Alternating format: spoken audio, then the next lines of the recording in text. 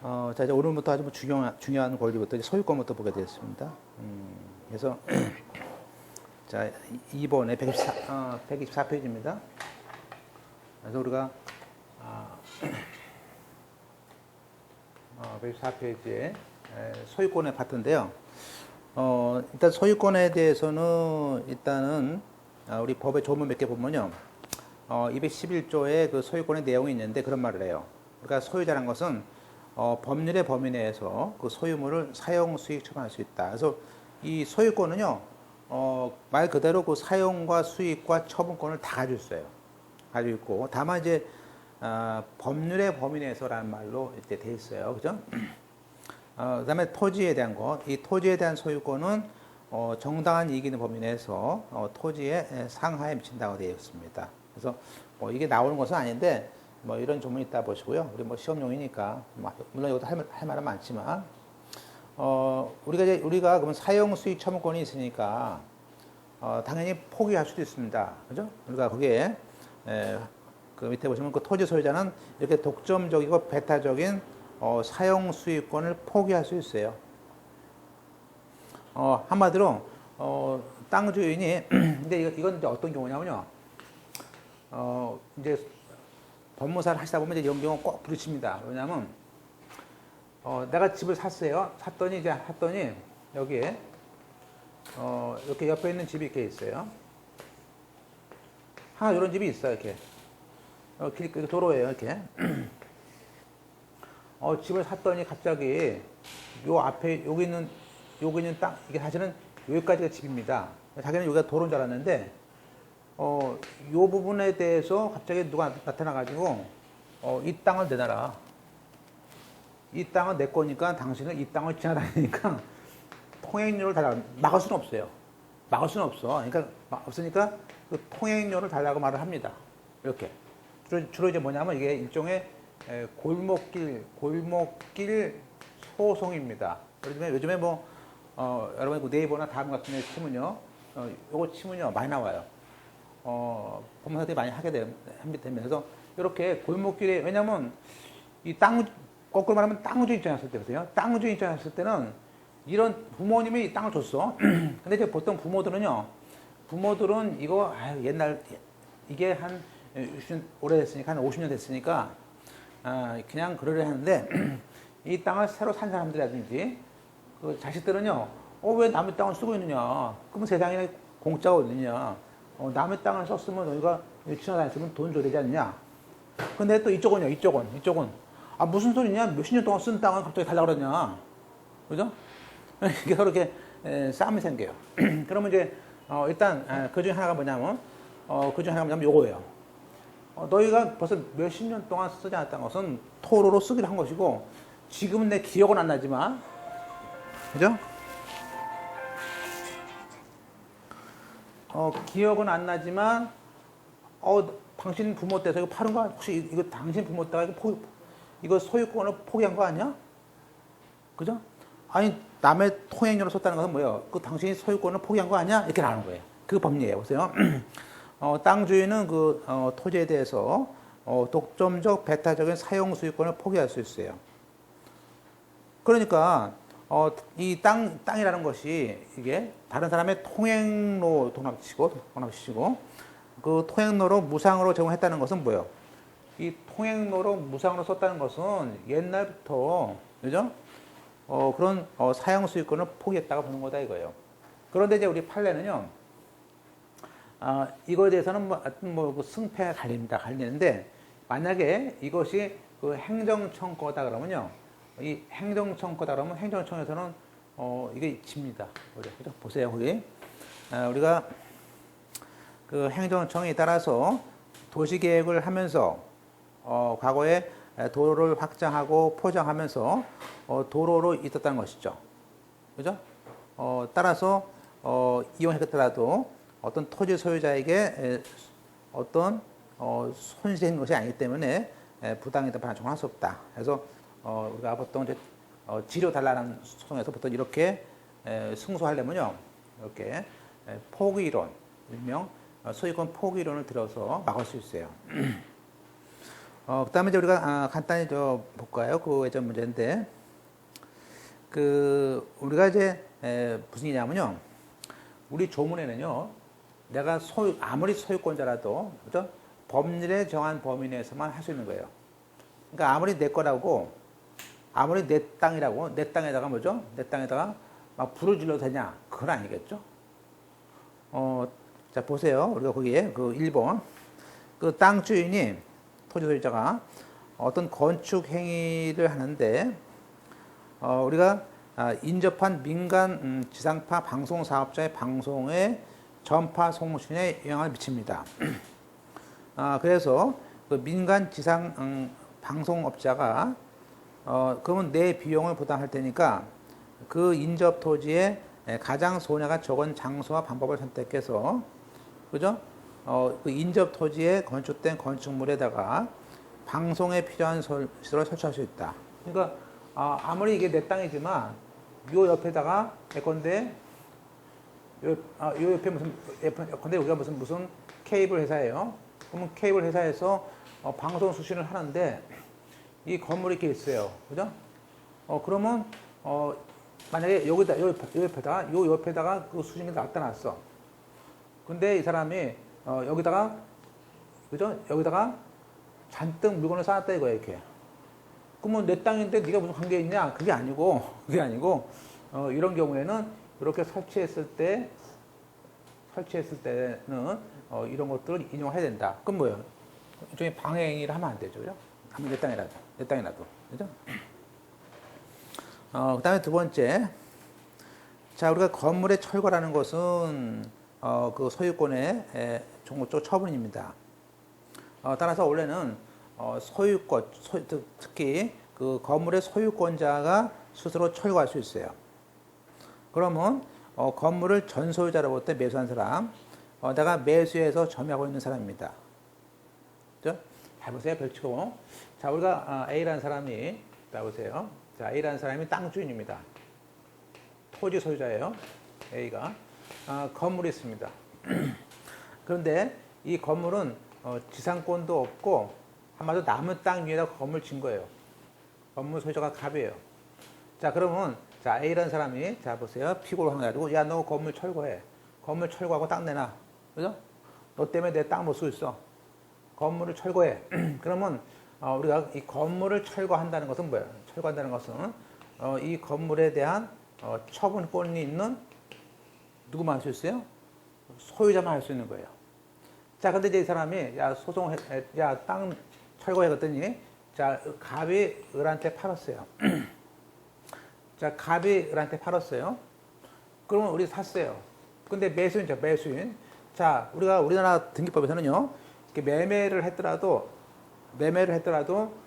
갑에서 을로 아직 등기를 하지 않았다면 이 사람은 소유권자는 아니죠. 그러니까 갑이 A가 얘한테 소송해서 이겨요.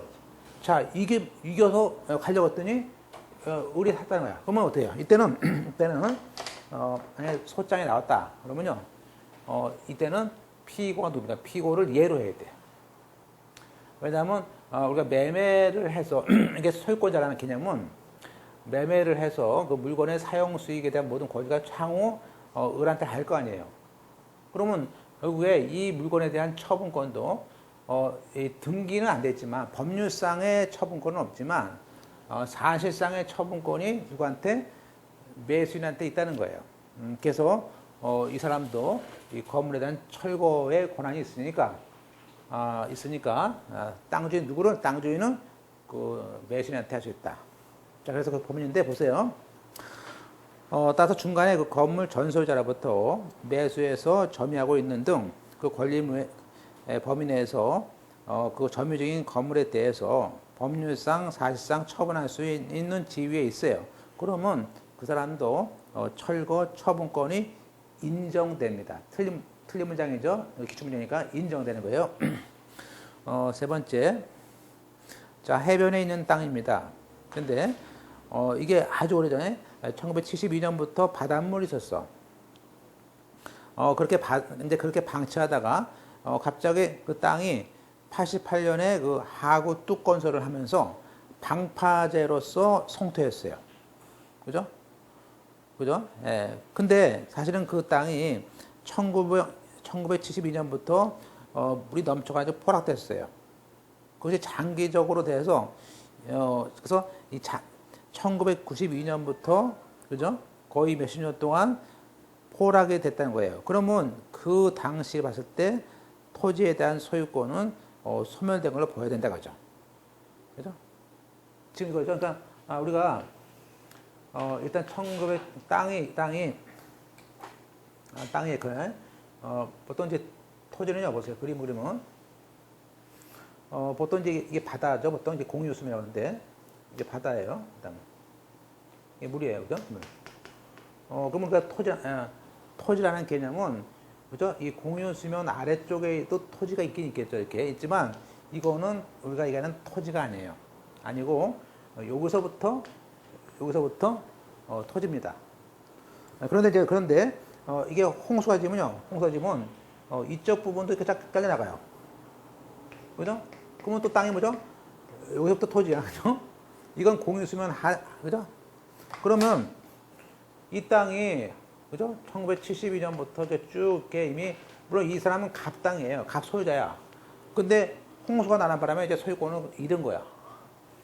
그러다가 나중에 한 20년이 지나가지고 80년대 가서 여기다가 정부에서 이렇게, 그죠? 뚝을 만든 거죠. 그죠? 그죠? 그래서 우리가 여기다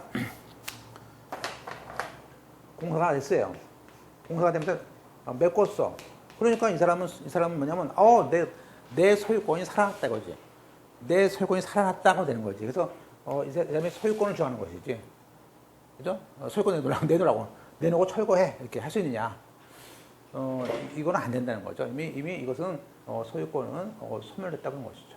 자, 그러면 이제 우리가 소유권도 그러면 이 소유권이라는 개념은 우리가 내가 무조건 내 거냐 그런 개념이 아니고 아까 그 법률에 정한 범위 내에서 사라지기도 하고 늘어나기도 할 수 있는 거죠. 그죠? 그래서 거기에 요거는 소멸된 걸 보고 있습니다.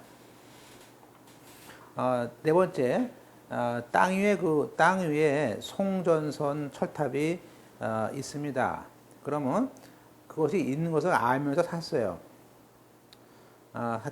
샀을 때, 그러면 그 사람이, 그러면 그 매수인이 소유권 행사가 제한되는 상태를 용인했거나 또 시가보다 저렴하게 매수한 걸로 추정되는 것은 아니다.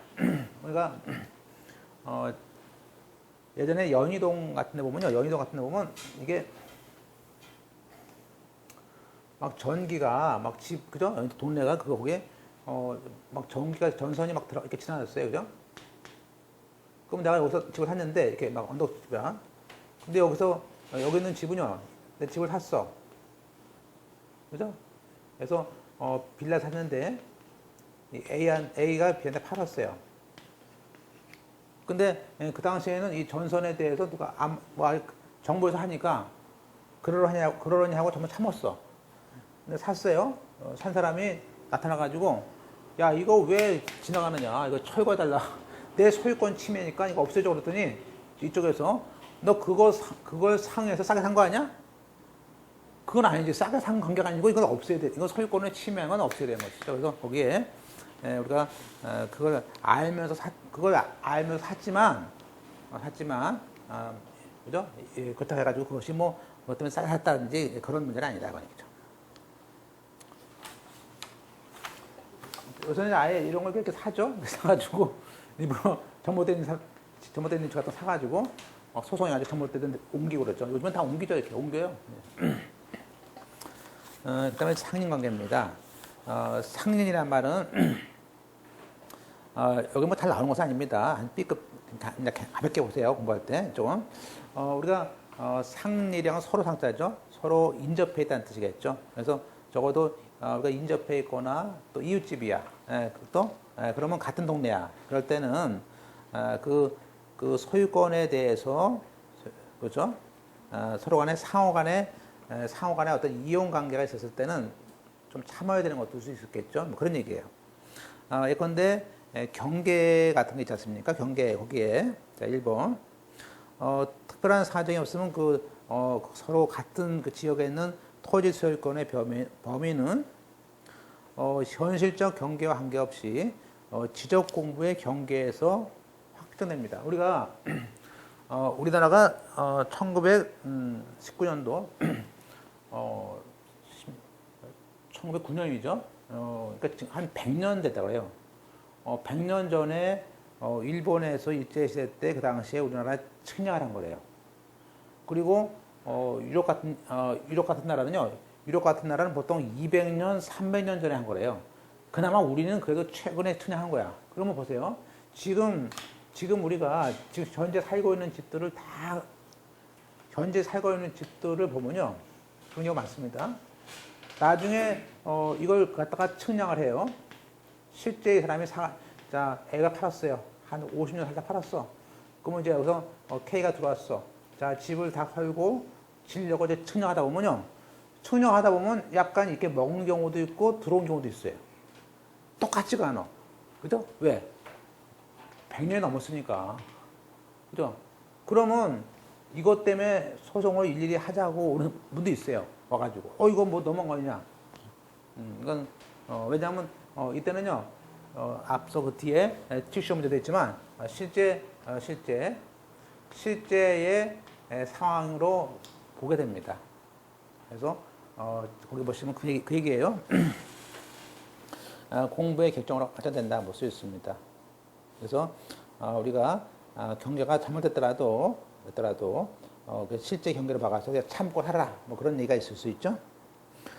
두 번째, 토지 소유권에 대한 상실 원인이 아까 포락이죠, 포락.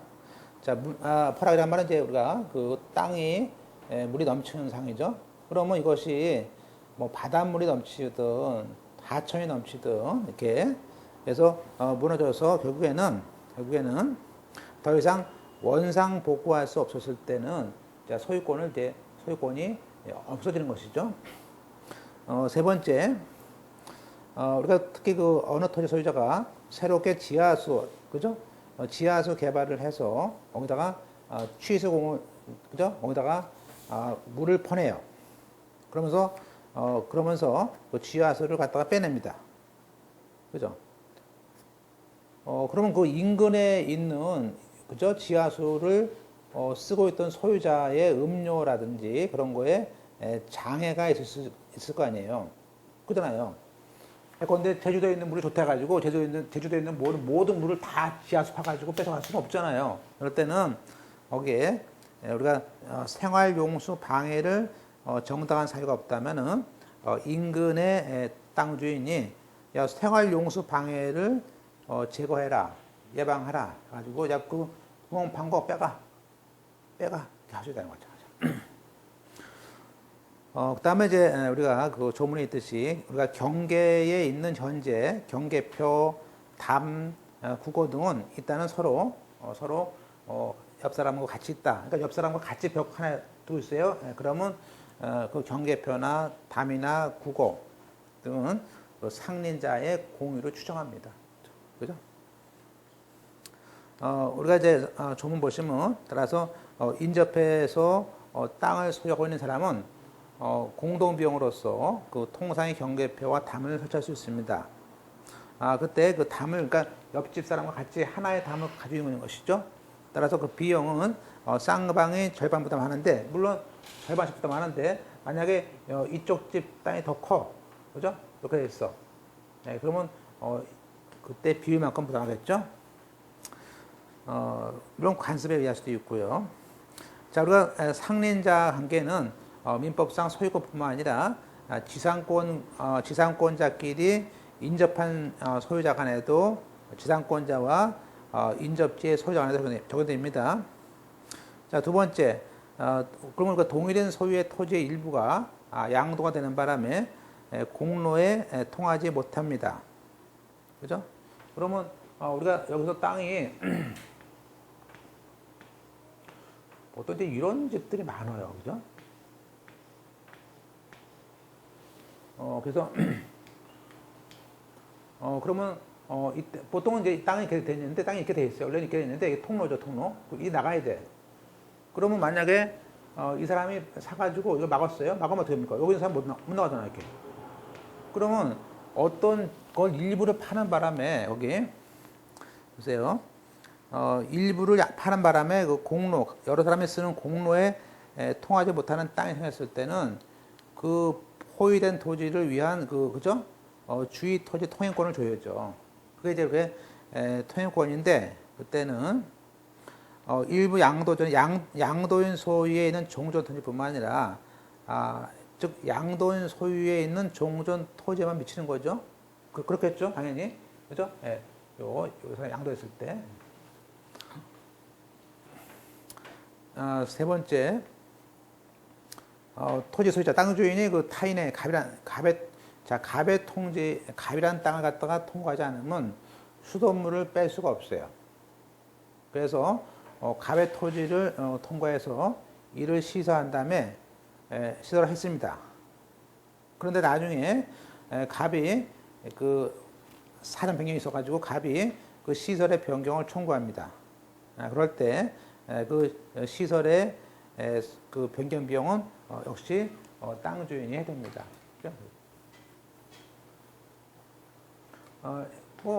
말은 그냥 가볍게 보시면 되겠죠. 그래서 일단은 여기가 이제 막혔어요. 그죠? 여기 돌이 이렇게 있었어요. 여기도 돌이 이렇게 있고. 그러면 이제 여기 있는 사람이 보세요. 자, 여기 있는 A라는 사람은요, 땅에 이렇게 있죠? 기업과의 니은이 있다. 그러면 일단은, A라는 사람은 이쪽 통로를 이용하든 이쪽 통로를 이용하든, 여기서, 이쪽 통로를 이용할 수밖에 없는 경우가 있고요. 또 이 사람은요, 이 사람은 여기에 있는 물이 있어요. 여기 있는 수돗물을 중에서 또 이 사람은 이쪽을 이용해야 돼. 어느 한쪽을. 그래서 이 사람이 이쪽을 요만큼을 갖다가 서로 이게 통을 만들어 놨어요. 자, 그런데 정부에서 여기다 수돗물을 계량하면서 이쪽에다 통로를 주면 물을 줍니다. 그럼 이 사람이 야, 이제부터 내 땅 쓰지 말고 여기다 해. 그죠? 여기다 해. 그러면 할 거 아니에요? 하면서 이 사람이 뭐냐면 그래요. 이 사람이 야, 이거 할 때 물어보니까 이거 할 때 250만 달라고 그러는데 250만 네가 줘 그런 거야. 그죠? 그런 경우 많아.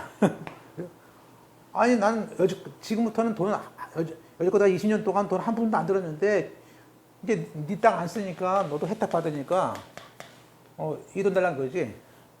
이게 맞아요? 맞는 게 아주 이상한 얘기지. 그죠? 예. 그러니까 가끔가다 오신 분 보면 이상한 얘기를 많이 해요. 근데 조문에 됐다시피 이미 남의 땅을 위해서 썼던 거를 자기가 없애고 새로 쓸 때는 이 돈은 땅 주인이 부담을 해야죠. 자기 땅을 위한 건데. 그죠? 막 싸우다가 가지고 이렇게 하시고. 그냥 법무사가 만약에 대한민국에 없다면요. 이런 거 많아요. 상담 뭐냐 한 달에도 이런 쓸데없는 상담이요. 제가 볼 때는 법무사한테 한 10건씩은 할 거야. 그럼 전 국민이 몇십만 건이냐면 그게 법무사가 없으면요. 다 공무원 다 가서 할 거야. 공무원 하면 찌신 나가지고 죽을 것 같아. 여기서 이미 걸러치니까 그거 쓸데없습니다. 안 됩니다. 문제. 예. 자, 그 다음에 4번 볼 거예요. 4번에 자, 흐르는 물이 아랫동네에서 막혔어요. 그죠? 그러면 여기 이게 언덕에 있어요. 여기가 A가 되고 B가 사랍니다. 그러면 이 물이 흘러가 안 가면 물이 안 흐르면 됩니까? 영유가 되겠죠, 이렇게? 지금 이게 들어올 거냐 전부 다. 그러니까 그 일을 딱 보니까 야, 이쪽에서 막힌 거야, 이만큼은. 그러면 이때 이 막힌 거를 공사를 얘가 해야 됩니까 이거지. 그러면 우리 보면요, 얘가 하라고요. 항상 자기가 이익 받는. 그래서 거기에 보시면 그 소똥공사를 할 수 있는데 그 비용에 대해서는 저 끝에 물론 이렇게 할 수 있죠. 거기 고지 소유자하고 저지자가 균등이 아니고요. 누가 한다고요? A가 해야 되는 거야. 그러니까 A가 와가지고 막 컨소리 치고 야, 같이 같이 부담하자. 네가 한 거 아니냐? 말이 안 되는 거지. 이 사람은 필요 없잖아, 자기는. 자기는 물 안 넘쳐, 얘는. 얘가 내려갈 만큼만 딱 물이 내려가. 근데 여기는 많아지니까, 이게 많아지면서 이게 막히는 거 아니에요. 그러면 이 사람이 부담해야 되는 거예요. 그냥 이런 것도 뭐, 많죠. 이것도 많아요. 그래서 이것도 뭐 옛날 빌라 같은 거 보면 지금은 그런데요. 오랜 비가 안 왔잖아요. 비가 많이 오는 날은요, 비가 많이 오는 애. 항상 빌라들이 이게 3층, 2층에서 물이 내려와. 가지고 항상 싸움이죠. 근데 우리가 보통 이 빌라 같은 경우에도 이게 그러니까 물이 어디서 새는지 모르잖아요. 이거 돈 많이 들어요. 그죠?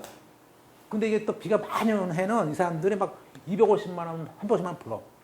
그리고 막, 그래가지고 고쳐. 그럼 기껏 고쳤는데 또 물수 또 새.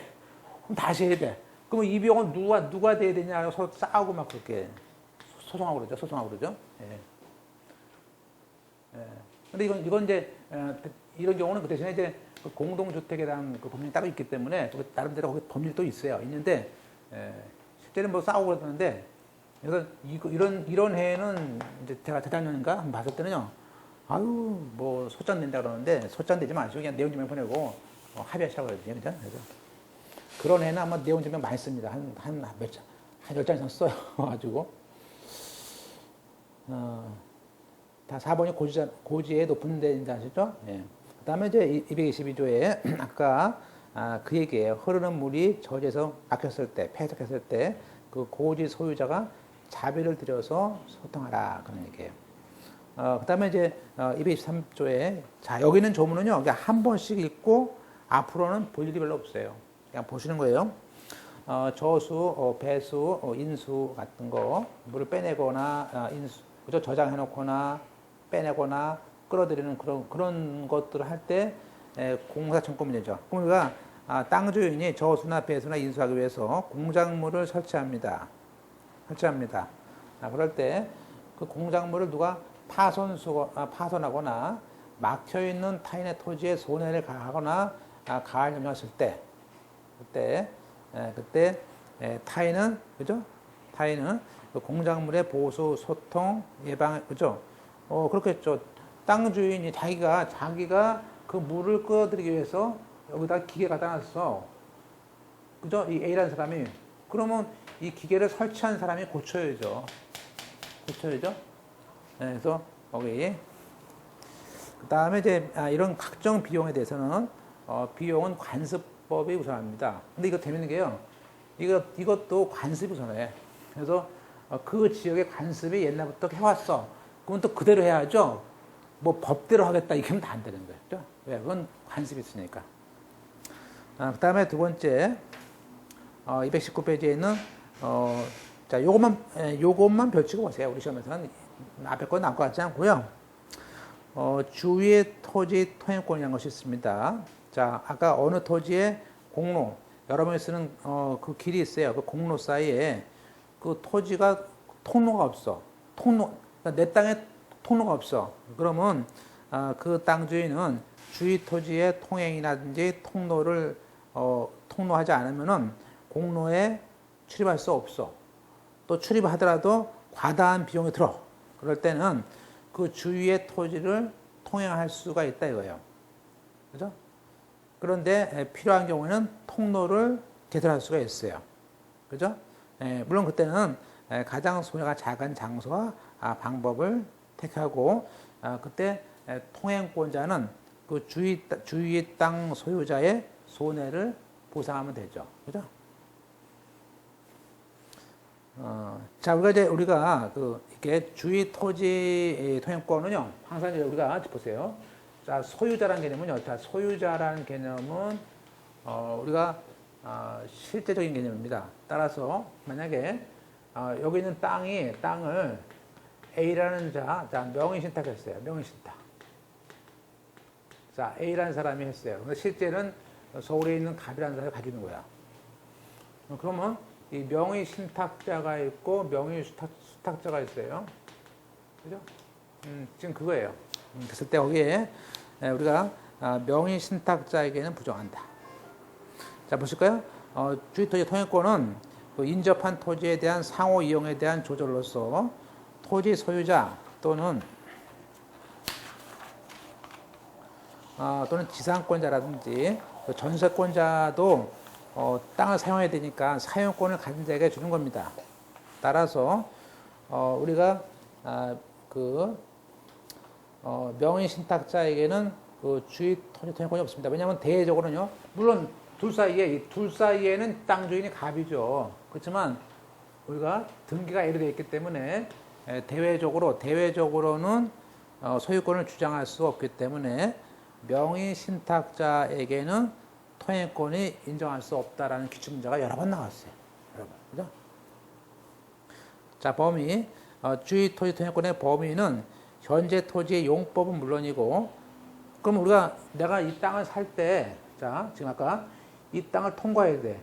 그러면 이 땅을 통과할 때 현재를 기준으로 하는 것이죠. 장래를 앞으로 5년 후를 내다보고 해요? 그건 아니죠. 그래서 거기에 범위에서 주의 토지 통행권이라는 것은 그 현재 토지의 용법을 보는 것이지 장래 이용 상황까지 대비한다? 그건 아니에요. 틀렸습니다. 그 다음에 보상 청구. 자, 3번. 자, 우리가 219조는요, 그 어느 토지와 공로 사이에 통로가 없을 때 하는 거 아닙니까? 그죠? 자, 그래서 언더라인 친 거 보면 그 통행자로 하여금 그 통행자의 손해를 보상하도록 통행권자가 그 통행 땅 소유자의 손해를 보상을 해야겠죠. 남 땅을 쓰니까. 그런데 잘 보세요. 그런데 그 통행권자의 허락을 얻어서 통행하고 있는 사람은 손해의 보상을 청구할 수는 없다. 그죠? 우리가 지금 여기서 요 A라는 사람이 요 B라는 사람의 땅을 통과해야만이 나가요. 그죠? 이 사람이 나가요. 요거 통과해야만이 길을. 그래서 얘가 얘한테 1년에 10만원씩 그랬어. 10만원씩. 그래서 10년치 100만원 받아가지고 끝났어. 일단은. 그랬는데, 그러면 또, 여기에는 땅은 또 있어요. 근데 요 C가 T가 있어요. 얘는 요거 길은 있는데, 얘는 이렇게 가려면 멀어. 그러니까 얘한테 허락받아가지고, 야, 같이 이용해. 그러다가 얘가 이제 어느 순간에 10년 있다가, 야, 20만원 내놔. 그러니까 얘가 얘한테, 너도 부담해. 그건 아니다 이거지. 그래서 얘 허락을 받고 하는 사람은, 그런 의무는 없어요. 얘만 통행권자지, 그죠? 그래서 거기에, 기출문제, 그 허락을 얻어서, 나왔죠? 통행권자의 허락을 얻었을 때, 그에 대해서 B가 보상 청구할 수 없다. 그 다음에 이제 우리가 4번에 따라서 그 주의 토지 통행권자는 290에 따라서 통로를 개설하고 따라서 땅 주인은 그 통행, 그죠? 통행권자의 통행에 대해서 참아야겠죠. 불편하겠죠. 왔다 갔다 가니까. 그래서 그 통행을 수인을 해야 될 의무가 있는 것이지, 뭐 통로까지 자기 돈 들여가지고 그죠? 통로 개설을 해야 될 자기 의무가 부당한 것은 아니죠. 저기는 B라는 사람이 통로를 내 돈 들여서 해야 돼요? 그건 아니죠. 그다음에 이제 판례.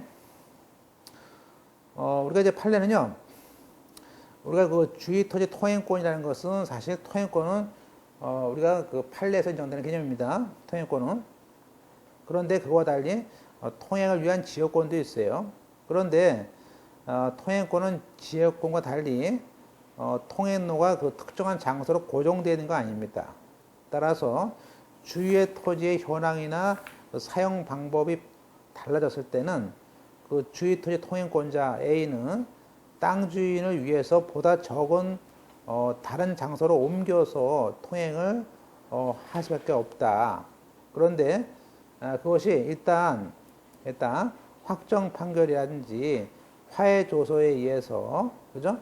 나왔던 거예요. 그렇다면 그죠? 따라서 그 보세요. 맨 밑에 기존의 판결이라든지 화해 조서에 그 인정된 통행 장소와 다른 곳 동합치고 판결문에 있는 다른 곳을 통행로로 삼아서 주의 토지의 통행권의 확인과 또 통행 방해, 배제, 예방, 통행 금지에 대한 소송을 해요. 했다 가지고 그 청구가 위 확정 판결, 전소죠. 전에 했던 확정 판결이나 화해 조서의 기판력이 그 저촉될 필요가 없다. 그런 얘기예요. 이런 경우 많죠, 그죠?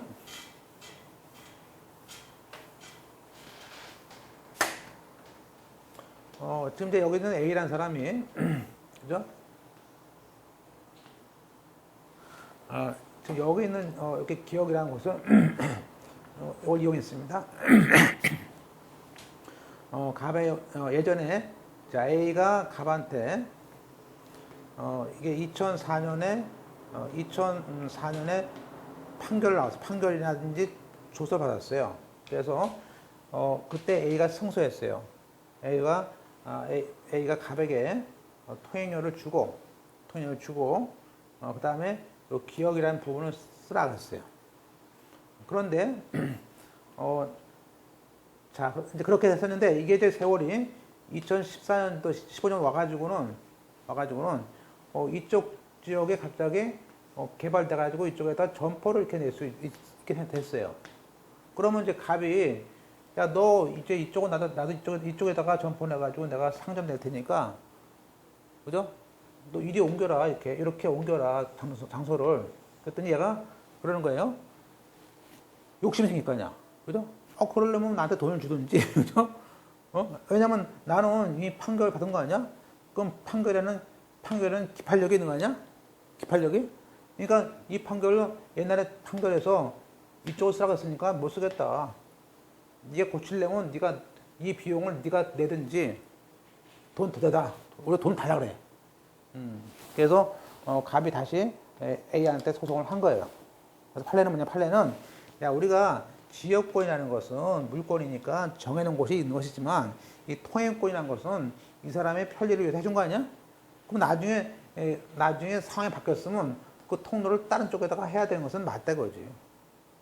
그래서 만약에 이 니은번 이 판례에서 2015년 판례, 요 2004년 판례에 반해서 2015년에 이 판례에서 야, 이제 니은번 써. 그래도 이 판례와 이 판례는 이 전 판례와 모순된 판단은 아니다. 이건 원래 통행권은 바뀔 수 있다. 이렇게. 그래서 거기에 기판력의 전 판결에 기판력에 그 저촉될 수 없다라는 판례가 나왔죠. 그죠? 예, 그 판례가 이제 그 2005년도 법무사 문제였을 거예요. 그죠? 그 다음에 이제 그거에 대한 판례를 또 하나 볼까요? 좀 이어서.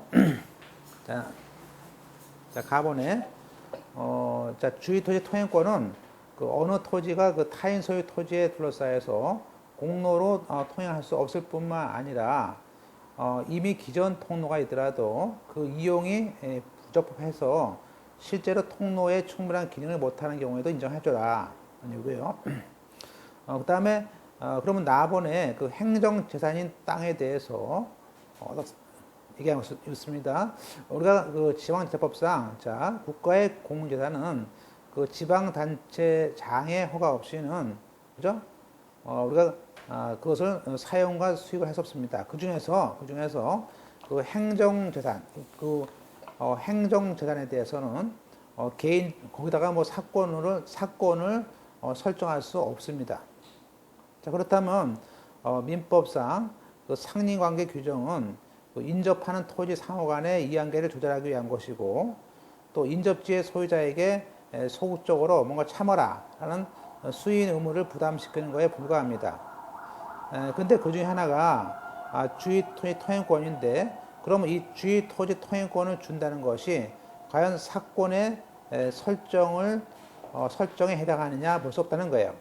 따라서 우리가 법에서 정한 그 통행권을 인정받기 위해서 반드시 특별히 그 행정당국의 허가를 받아야 될 필요는 없다. 그래서 우리가 주의 토지 통행권에 대해서는 별도의 허가는 필요 없이 필요하면 인정을 해줘야 된다 그런 얘기예요. 그죠? 그 다음에, 자, 2005년 판례입니다. 토지에 대한 그 동일한 토지 소유자의 토지 일부가, 자, 일부를 팔면서, 자, 팔고 나가자, 공로에 통하지 못한 땅이 생겼습니다. 그럼 그쪽에 그 포위된 토지의 주의 토지 통행권은 당연히 그 일부 양도 전에 있었던 양도인 소유의 종전 토지에만 생기는 것이다. 따라서 그죠? 종전 소유자에 대한 생기는 것이지 다른 소유자에 대해서는 인정할 수 없다는 것입니다.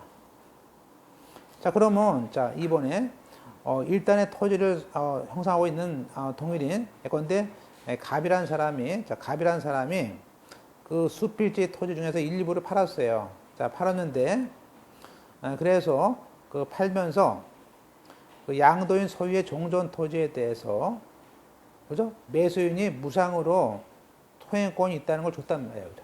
그럼 무상으로 주의 토지 통행권을 인정했어요. 그죠? 그런데 그것은 양도인과 양수인 간의 문제지 제3자 토지에 대해서는 그런 통행권을 즉 공짜로 하는 통행권은 줄 수 없다. 그죠? 예. 이해하셨죠? 예. 자, 그 다음에 이제 우리가 그 다음 페이지 자, 보실까요? 그 119페이지에. 자, 220조입니다. 220조에. 자, 우리가 땅을 분할을 하다 보면 공로에 통하지 못한 토지가 생겼습니다. 그럴 때 땅 주인은 자, 분할을 했어요. 분할을 했습니다. 그럼 땅 주인은 공로에 출입하기 위해서 당연히 다른 분할자의 토지를 통행할 수 있겠죠. 이 경우에 보상 의무는 없습니다. 그죠? 그런데 여기 있는 땅이 이렇게 있어요. 원래는 이게 A1과 A2, A3, A4 네 명이 공유였어요. 4분의 1씩. 그런데 이걸 분할해가지고 A1, A2, A3, A4 이렇게 네 명이 됐습니다. 자, 그런데 이 땅이 이렇게 됐어요. 통로가. 그죠? 도로가. 그러면 이 땅을 갖다 분할한 바람에 A4라는 사람은 이 땅을 이용할 수 없어요. 이런 거 많아요, 의외로. 그 땅을 이용할 수 없어요. 그러면 이걸 분할을 할 때 당연히 뭐죠? A4, A2, A3가 이 땅에 대해서 A4가 지나갈 것을 얘기했겠죠. 그러니까 이 땅을 지나갈 수 있게 한 거죠. 그럴 때 이 땅에 대한 이용한다고 돈 받아? 큰 돈 못 받습니다. 네, 그죠? 보상 의무가 없어요.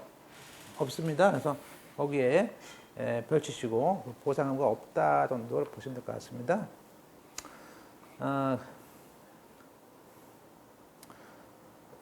그래서 분할로 인해서 다시 한번 분할 때문에 경우에는 보상 의무가 없구나 알 수 있고요. 자, 242조. 자, 우리가 건물과 건물 경우에는 자, 건물과 건물은요 딱 붙여질 수가 없어요. 딱 붙여지면요 그러면 즉 우리가 경계를 좀 둬야 돼요.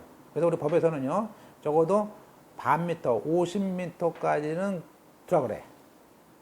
안 그러면 이제 이게 화자가 나면요 그냥 같이 붙기 때문에 여러 가지 이거 있겠죠. 여튼 그래서 우리 민법에는요 건물을 축조할 때는 특별한 간섭이 없으면 경계로부터 반 미터를 띄라 그랬습니다.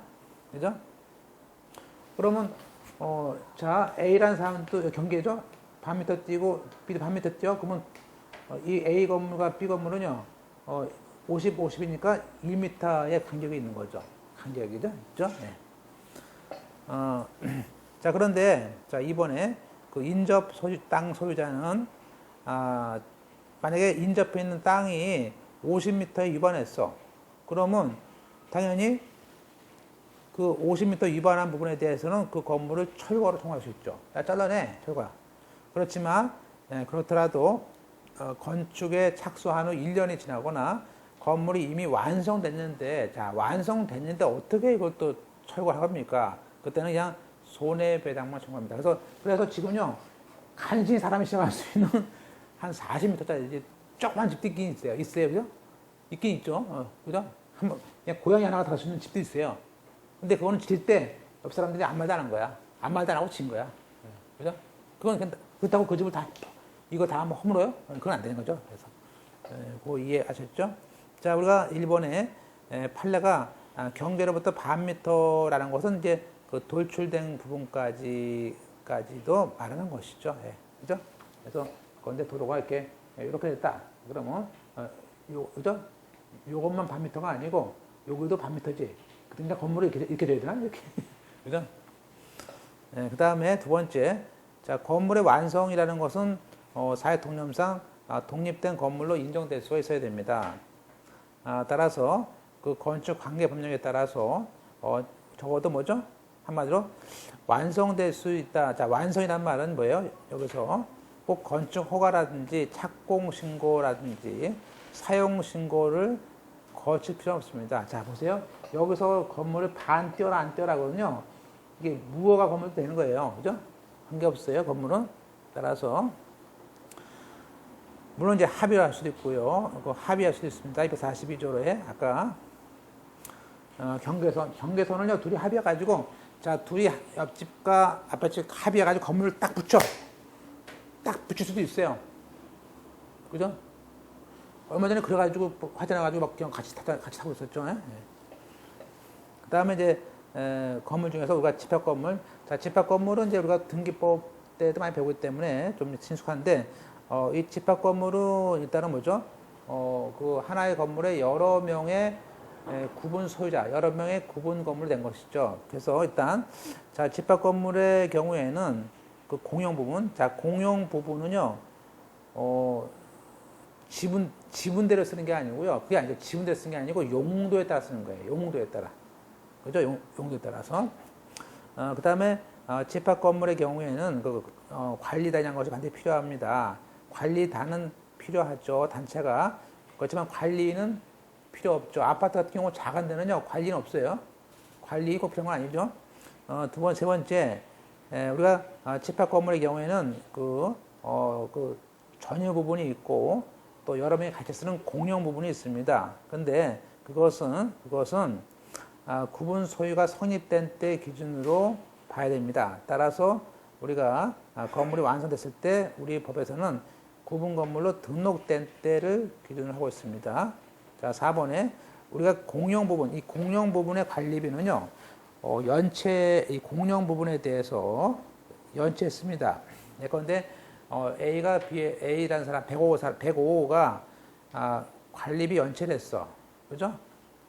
그러면 우리가 그 전 구분 소유자의 특별 승계인, 자, 특별 승계인이 그 공용 부분 관리비에 포함할 수 없다.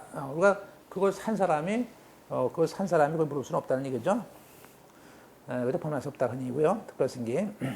그 다음에 자, 1번. 이 공용 부분은요, 별도의 그 등기법상 등기를 하지 않습니다. 공용 부분을, 주로 이제, 아파트 안에, 그죠? 공용 부분이죠. 그걸 팔고 산다 가지고, 그죠? 등기하지 않습니다. 두 번째. 특히 우리가, 그 복도, 계단, 구조상 공용 부분, 같은 경우에는, 그것은 구분 소유권의 목적이 아니죠. 그 개인 단독게 아니라는 것이죠. 다음 페이지 3번에 집합 건물에 있어서 건물의 어느 부분이 구분 소유자가 전원이 쓰거나 일부에 쓰고 있느냐에 대해서는 그것은 합의가 없다면 구조에 따라서 객관적인 용도로 봐야 되는 것이죠. 용도로.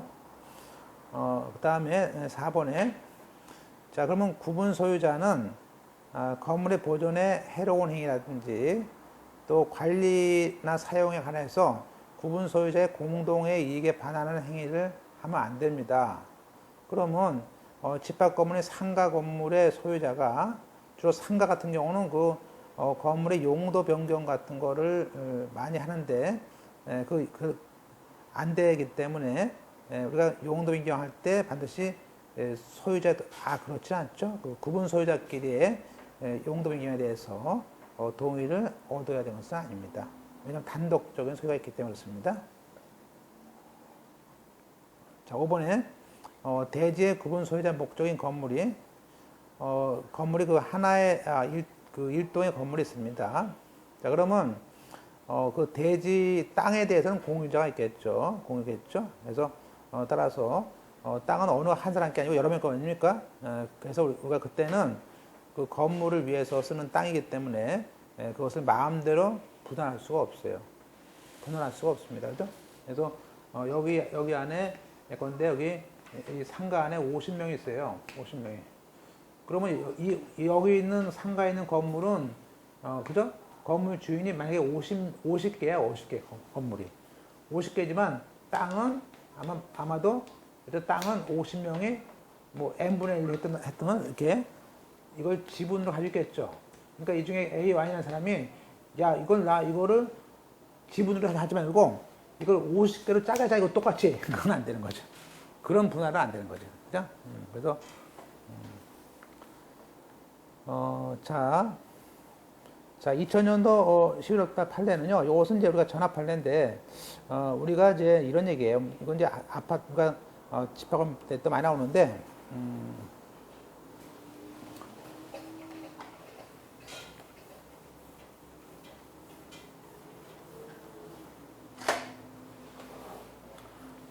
우리가 집합 건물은 그 대지에 대한 사용권이라는 것이 있습니다.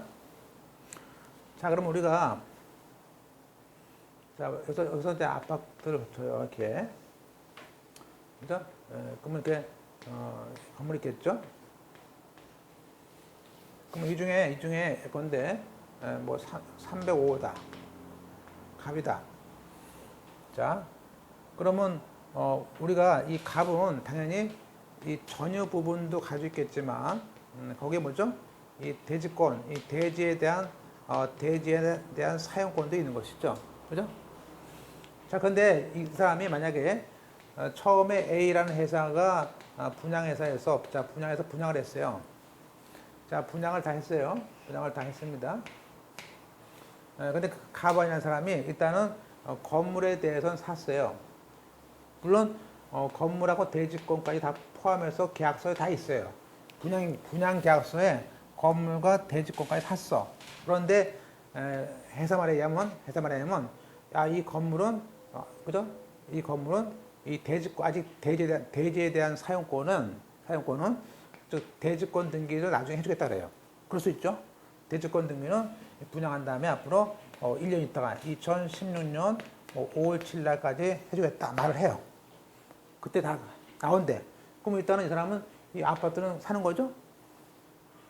자, 그러면 이때 나중에 갑이 다시 얘한테 팔아요. 그러면 이때 우리가 보세요.